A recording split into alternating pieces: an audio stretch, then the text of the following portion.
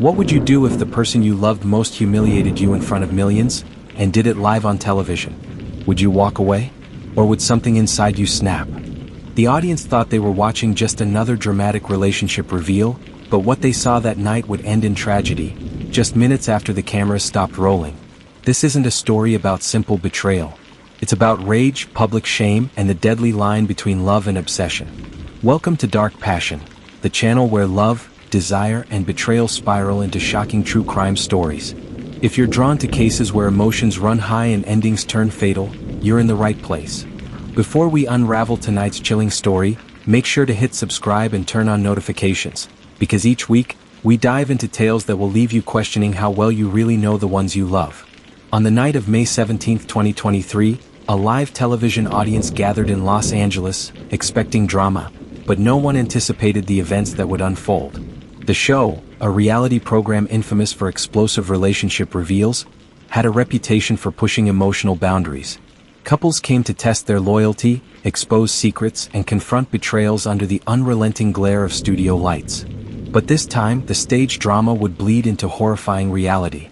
The victim, Emily Dawson, was 29 years old, a vivacious and magnetic woman who carried herself with a confidence that drew people in. Her infectious laugh and sharp sense of humor made her a natural fit for reality television. Off-screen, however, Emily's life was more complicated than her public persona suggested. Her relationship with Ryan Calloway, a 32-year-old fitness trainer and aspiring entrepreneur, had been both intoxicating and volatile since the day they met. The producers believed they had struck television gold with Emily and Ryan. Their on-screen chemistry and slightly turbulent dynamic promised the kind of emotional fireworks that could drive ratings.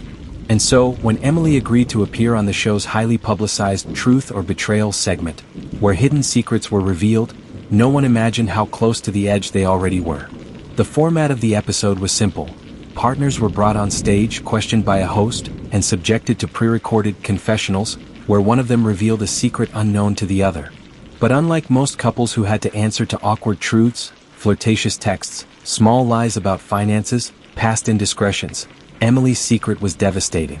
She had been having an affair, and it wasn't just any affair. It was with one of Ryan's closest friends. The producers knew Ryan didn't, and the reveal was set to happen in real time before millions of viewers. From the moment Emily stepped on stage, there was a nervous energy about her, a mix of excitement and apprehension. Ryan, on the other hand, seemed unaware of what was coming. Dressed sharply in a navy button-down shirt and jeans, he held Emily's hand and smiled at the audience, ready to play his part in what he believed was a harmless TV stunt. What neither he, nor the hundreds in attendance, could know was that within an hour, Emily's life would be over. When the confession aired, Emily's recorded voice admitting to the affair, gasps erupted from the crowd. The cameras zoomed in on Ryan's face as his expression shifted from disbelief to humiliation, the raw pain playing out in front of a national audience. He sat motionless for a few moments, his jaw clenched, his knuckles white as he gripped the edge of his chair. The host, sensing the tension, attempted to lighten the moment with a joke, but the damage was done. The segment ended abruptly. Producers cut to commercials, trying to regain control of the broadcast. What they didn't know was that backstage, a far darker confrontation was brewing, one that would spiral out of control in minutes. This is the story of Emily Dawson and Ryan Calloway, a couple whose love story turned into a nightmare in the city of Los Angeles. It's a tale of public betrayal, private rage, and the fatal consequences of turning intimate lives into entertainment. But no one, not the producers, not the live audience, not even the cameras, saw what was about to happen next. Emily Dawson and Ryan Calloway were the kind of couple that drew attention everywhere they went, not just because of their looks but because of the intensity they radiated. Friends described their relationship as all or nothing. When they were good, they were magnetic. When they fought, the tension could make a room go silent. They met 3 years earlier at a summer music festival in Palm Springs. Emily, then a marketing coordinator for a lifestyle brand, was taking a rare weekend off work. Ryan was running a fitness booth for a supplement company, and their connection was immediate. He was drawn to her quick wit, she was captivated by his confident charm. They exchanged numbers, spent the entire weekend together, and were inseparable by the time the festival ended. From the outside, their relationship looked picture-perfect. Social media was filled with sun-drenched photos of their adventures. Beach getaways, candlelit dinners, workout sessions at high-end gyms. But beneath the curated snapshots was a growing strain neither could fully admit to. Ryan's career was unstable. He wanted to open his own personal training studio but struggled to secure the funding. Emily, meanwhile, was steadily climbing in her corporate role, earning promotions and recognition. Friends later revealed that this imbalance created a subtle but growing tension between them, one that Ryan often masked with grand gestures, while Emily tried to hide her doubts about their future. But the real cracks began to show in their second year together. Ryan was possessive, not overtly controlling, but constantly questioning her late work hours, her friendships, and her decision to travel for business. Emily loved the intensity of his affection but sometimes felt smothered. When a mutual friend confided that Ryan had once followed her to a networking dinner, Emily dismissed it as romantic jealousy. Deep down, though, she sensed something darker, an insecurity that could quickly turn volatile. The affair, an emotional entanglement at first, started 6 months before the fatal night. The other man, Chris, was a longtime friend of Ryan's who had recently gone through a difficult breakup. Emily claimed they'd just connected one night after drinks with a group of friends. According to text messages later recovered, she wrestled with guilt but also felt torn by the thrill of being wanted by someone who seemed less controlling. When the opportunity to appear on the reality show arose, it was pitched as a light-hearted challenge. Emily agreed, believing she could use the platform to push Ryan toward more transparency in their relationship, and perhaps even reignite the spark that had faded. But there was one problem. The producers weren't just looking for drama, they wanted fireworks. And they had already uncovered her affair through a confidential interview segment. Emily thought she could control how much was revealed. She believed the show would blur details or present the affair as past rather than ongoing. But the confession that aired was unambiguous. It shattered Ryan's pride in a single sentence, and did so in front of a national audience. She thought she was in control of the narrative, but she didn't know she had just lit the fuse to her own demise. The studio lights dimmed as the show cut to commercial, but the tension in the room was still electric. Ryan sat frozen in his seat, his mind struggling to process what he had just heard. His girlfriend's voice, her tone almost casual, admitting to an affair with someone he considered a brother. Around him, the audience whispered, sensing the raw humiliation pouring off him. A producer touched his shoulder, urging him to head backstage. He rose stiffly, avoiding eye contact with the cameras, and followed Emily toward the narrow hallway that led to the green room. She was already there, nervously pacing, rehearsing what she might say to explain. But Ryan didn't want explanations. Not yet. Was that a joke? He asked when he entered the room, his voice eerily calm. Emily turned to face him, her eyes wide, searching his for any sign of forgiveness. Ryan, please. I didn't think they'd air it like that. I swear. Was true. His voice was lower now, quieter, far more dangerous than a shout. Emily hesitated, then nodded. It happened, but it's not what you think. Ryan's jaw clenched. He walked past her, running his hands over his face, pacing the small room like a caged animal. The silence between them grew heavier, broken only by the faint hum of the audience on the other side of the wall. Finally, he turned to her, eyes glassy with disbelief. Chris? My friend? You couldn't have picked a stranger? It had to be him? Tears welled in Emily's eyes. I made a mistake, Ryan. I hate myself for it. But I came on this show because I thought we could fix us. Fix us? His voice cracked, teetering between rage and heartbreak. You just destroyed me on national TV. A crew member peeked into the room, checking if they were ready for the post-reveal segment. Ryan waved him off with a tight smile, assuring him they needed a minute. When the door closed again, his composure shattered. He stepped closer, his breath uneven, his hands trembling. Emily backed up instinctively, bumping against a table cluttered with makeup kits and water bottles. Ryan, stop. Please, she whispered, sensing the shift, the moment when hurt became something else entirely. But Ryan wasn't hearing her anymore. In his mind, the humiliation replayed over and over, each frame burning hotter than the last. His thoughts spiraled. How everyone in that audience would replay the scene, how the clip would go viral, how Chris had looked him in the eye countless times without revealing the truth. In that split second, something inside him snapped. The altercation that followed lasted less than 2 minutes, but its aftermath would echo for years. Witnesses later recalled muffled shouting, the sound of something heavy falling, then silence. When a production assistant entered the room moments later, Ryan stood over Emily's motionless body, his hands shaking, his chest heaving like he had just run a marathon. He didn't try to run. He didn't try to hide what he had done. Instead, he sank to his knees beside her, whispering her name over and over, as if sheer will could pull her back. The crew scrambled to call 911, but by the time paramedics arrived, it was too late. Emily Dawson, vibrant, flawed, and heartbreakingly human, was pronounced dead at the scene. Outside, the audience still sat waiting for the show to return from commercial break, unaware that the drama had just crossed a line from entertainment to tragedy. When the screaming stopped, there was only silence, and the lifeless body of the woman who had just destroyed his world. The studio that night was a crime scene before most of the audience even realized what had happened. As paramedics wheeled Emily's lifeless body out on a stretcher, whispers rippled through the crowd, followed by panic chatter as word began to spread. Some thought it was part of the show, a scripted twist for shock value. But the grim expressions on law enforcement officers entering the stage made it clear, this was no act. Detectives from the LAPD's Homicide Division arrived within 20 minutes. The scene was chaotic. Producers crying, crew members pacing, and Ryan sitting slumped in a chair, staring at the floor, his hands trembling. He didn't resist when officers approached him. He didn't even speak. The first step was locking down the area.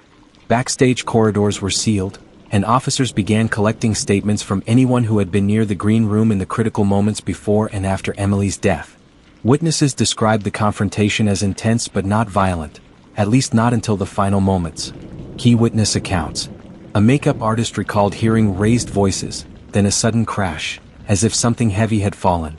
A stagehand swore he heard Emily say, "Please Ryan, stop," right before everything went silent. A producer admitted she had overheard Ryan muttering under his breath during the commercial break, "I'll never forgive you for this." Each statement painted a picture of a man unraveling, not over hours but in seconds, triggered by humiliation broadcast to millions. The green room was processed like a textbook homicide scene. Forensic teams documented everything. Blood spatter patterns indicated a sudden burst of violence rather than a prolonged struggle. Emily's injuries suggested blunt force trauma, an impact consistent with a fall against the table, though investigators would later confirm other signs of assault. Ryan's fingerprints were everywhere, but in a shared dressing room that was expected. What caught detectives' attention was the timeline, just how quickly things escalated from shock to fatality. Detectives subpoenaed text messages between Emily, Ryan, and Chris. What they found revealed months of hidden tension. Messages from Emily to Chris hinted at guilt and fear. "He's been watching me closer lately. I feel like he knows something. If this blows up, he'll lose it. I know he will." Meanwhile, Ryan's messages to Emily in the weeks leading up to the show were affectionate, almost pleading. "I know I can be jealous, but I love you more than anything. This show is gonna prove to everyone how strong we are." Investigators began to wonder, had Emily underestimated just how volatile Ryan could be? And had the show's producers pushed the drama too far, knowing the explosive nature of what they were about to reveal? Ryan's initial interview was subdued. He sat across from detectives in an interrogation room, pale and hollow-eyed, his voice barely above a whisper. "I didn't mean to," he began, pausing as though the words hurt to say. Everything went black for a second. I couldn't believe it. She humiliated me in front of everyone." When asked whether he had intended to hurt Emily, Ryan shook his head violently. "No. I swear to God, no. I just wanted her to tell me it wasn't true. I wanted her to say it was a lie, a stunt, anything. But she didn't." And then, he broke down, sobbing into his hands. Detectives also questioned the production team. Had they considered the risk of revealing something so explosive on live TV? One executive claimed they had informed Emily beforehand, but not Ryan, to preserve the authenticity of his reaction. Another admitted the show had a shock factor policy, but insisted no one believed it would end in violence. The LAPD issued a public statement the following day, calling the case a tragic consequence of emotional escalation, but made it clear, Ryan Calloway was the prime suspect. But as they dug deeper, investigators realized this was no simple crime of passion. It was the climax of something far darker. The trial of Ryan Calloway began 8 months after Emily Dawson's death, drawing intense media coverage. Headlines dubbed it the reality show murder, and the courtroom was packed daily with journalists, legal analysts, and true crime enthusiasts eager to witness the fallout of a case that blurred the line between entertainment and tragedy. The prosecution built its case on the narrative of humiliation turning deadly. They argued that Ryan's actions weren't merely a split-second reaction but the result of a dangerous pattern of possessiveness and emotional volatility. Text messages presented in court showed moments of Ryan's jealousy, subtle but persistent, long before the fatal confrontation. The prosecutor painted him as a man who equated Emily's loyalty with his self-worth, someone who could not handle the shame of betrayal, especially in a public forum. The defense, however, told a different story. They leaned heavily on the concept of temporary insanity, arguing that Ryan had experienced a psychological break triggered by the on-air revelation. They called expert witnesses to explain how sudden emotional trauma can cause a person to lose rational control. One psychiatrist testified, humiliation, particularly when magnified on a national stage, can create a perfect storm for catastrophic decisions. Throughout the trial, Ryan remained mostly silent. He often sat with his head bowed, occasionally dabbing his eyes when Emily's family took the stand. Her mother, a soft-spoken woman in her 50s, delivered the most heart-wrenching testimony of the proceedings. Looking directly at Ryan, she said, "I don't care about your excuses. I just want to know why my daughter isn't coming home." Ryan reportedly wept openly during her statement. One of the most contentious moments came when the producers of the reality show were called to testify. Under questioning, they admitted that Emily had agreed to participate knowing her secret might come out, but insisted they had no idea Ryan would react violently. Critics, however, saw their evasive answers as proof that ratings were prioritized over human safety. After nearly 3 weeks of testimony, the case went to the jury. They deliberated for 2 full days before returning with their verdict: guilty of second-degree murder. Ryan was sentenced to 25 years to life in a California state prison. The judge, in his closing remarks, called the case a sobering reminder that some forms of entertainment carry deadly risks. The sentencing brought little closure. Emily's family wept silently as the gavel fell, while Ryan stared blankly ahead, expressionless, as though the reality of his fate had yet to sink in.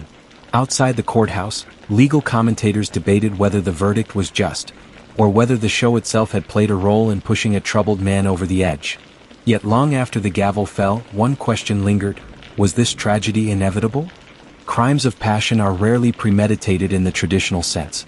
They emerge from emotional flashpoints, moments where love, betrayal, and humiliation collide with devastating force.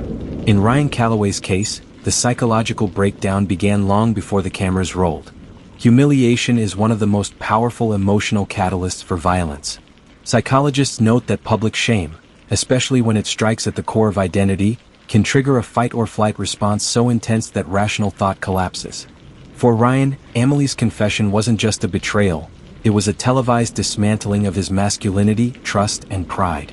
Millions of eyes witnessed his world implode. Throughout their relationship, Ryan displayed behaviors common in controlling dynamics: constant check-ins, jealousy over her independence, and subtle attempts to monitor her whereabouts. While not overtly abusive, these signs suggested a deep-seated fear of losing her. When that fear materialized in the most public and humiliating way possible, it reinforced a dangerous belief: if I can't have her, no one will. While Ryan's actions were his own, the environment played a critical role. Studies in social psychology indicate that heightened emotional environments, like live television, can amplify responses. Producers may have underestimated the volatility of such a reveal, failing to consider that drama could spill into deadly reality. The line between entertainment and exploitation blurred, and Emily paid the ultimate price. Criminologists often classify crimes of passion as impulsive, but impulsivity doesn't occur in a vacuum. In many cases, there is an underlying buildup, a slow erosion of emotional control until the breaking point is reached. Ryan's spiral may have begun with small doubts, festered with jealousy, and finally ignited with the public reveal of betrayal. Psychologists say society's fascination with crimes of passion stems from the rawness of human emotion at their core. These aren't crimes driven by greed or calculated malice. They're fueled by the same forces that drive love itself. But when love curdles into possession, the boundary between devotion and destruction becomes dangerously thin. Because when passion curdles into possession, the line between love and hate can vanish in a heartbeat.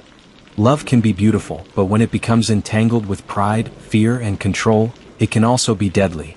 Emily Dawson believed she was walking into a television stunt, a dramatic but manageable confrontation that might even repair her relationship. Instead, she triggered a chain reaction of emotions that neither she nor anyone around her could stop. Ryan Calloway will spend decades behind bars, but his punishment does little to fill the void left by Emily's absence. Her family is left to mourn a life cut short, while the public is left to grapple with the haunting question. Did we just witness entertainment push someone to murder? The cameras have long stopped rolling, yet the echoes of that night continue to resonate, a sobering reminder that love can inspire the greatest joys and the darkest tragedies. In the end, love became obsession, and obsession turned deadly. If this case left you shaken, don't forget to subscribe to Dark Passion, where we explore the fine line between love and tragedy in real-life true crime stories. Turn on notifications so you never miss the moments where human emotions cross the point of no return.